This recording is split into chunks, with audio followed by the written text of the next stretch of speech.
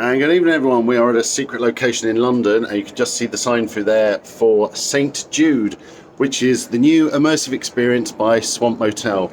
We've been given a guideline book of what to expect. We're basically going to go and talk to somebody who's in a deep coma, where the only contact they are going to have with the outside world is for us. We're going to be connected to some sort of machine, and we're going to be able to talk to people in a coma. There's rules here about, trying not to talk about major life crises, what could happen. So we don't know what's going on. Obviously, Swamp Motel aren't necessarily horror related, but they're always very immersive in their experiences. Obviously, we've done a lot of theirs. I had the drop quite recently, and obviously they did Islander and quite a few things online during COVID. So we're really looking forward to actually getting back to live events. It feels like a hospital. It smells like a hospital in there. So we're going to check out the rules of what we're allowed to do and what we're not allowed to do. And we will see you when we come out the other side.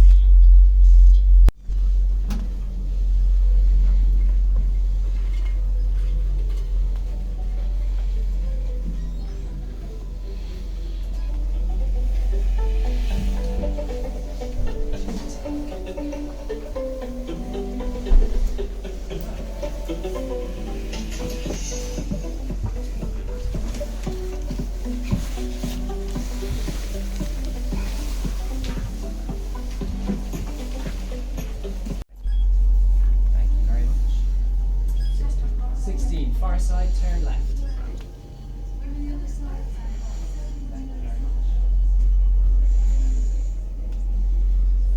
1 to 10 on this side of the room, 11 to 20. Oh, fuck, is this already?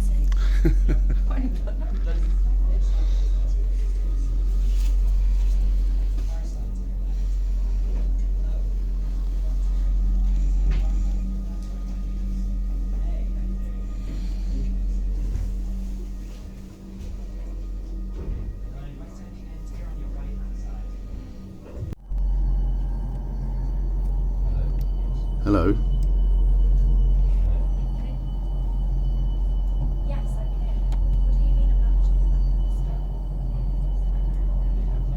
Yes, I'm here. What do you mean about Yes, I'm here. Hi, I'm here with you. No, we haven't met before. Michael.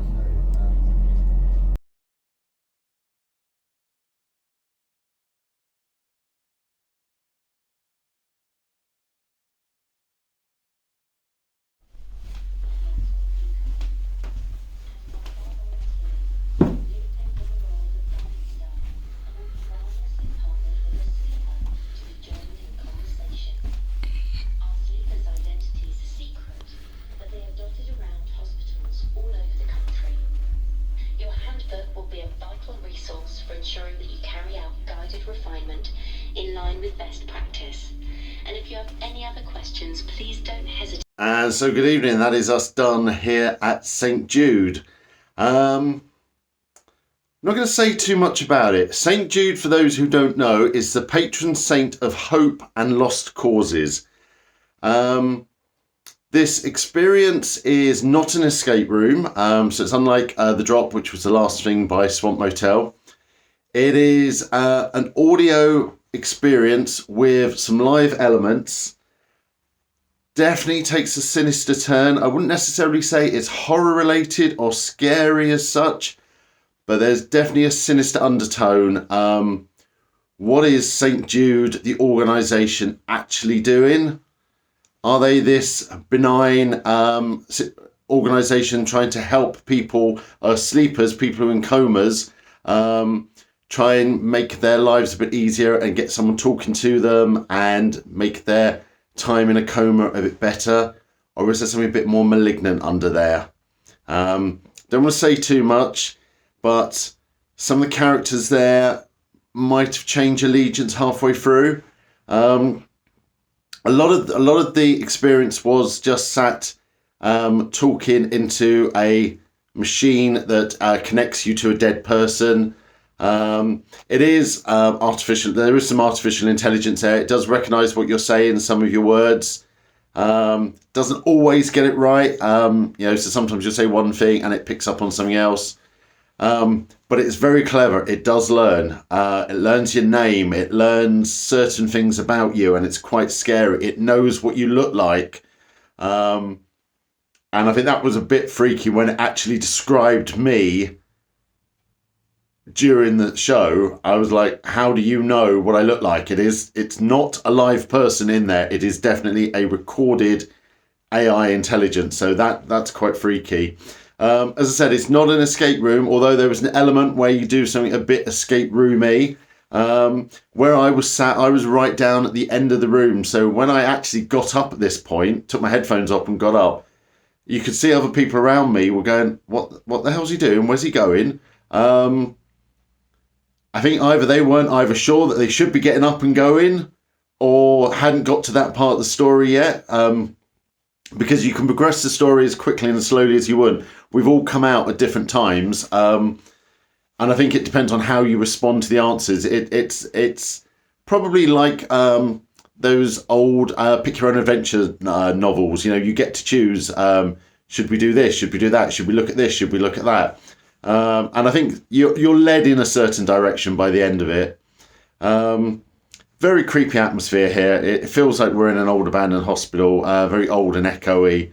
And yeah, it's... I really don't want to give too much away. I really, really enjoyed it though. It was very, very immersive.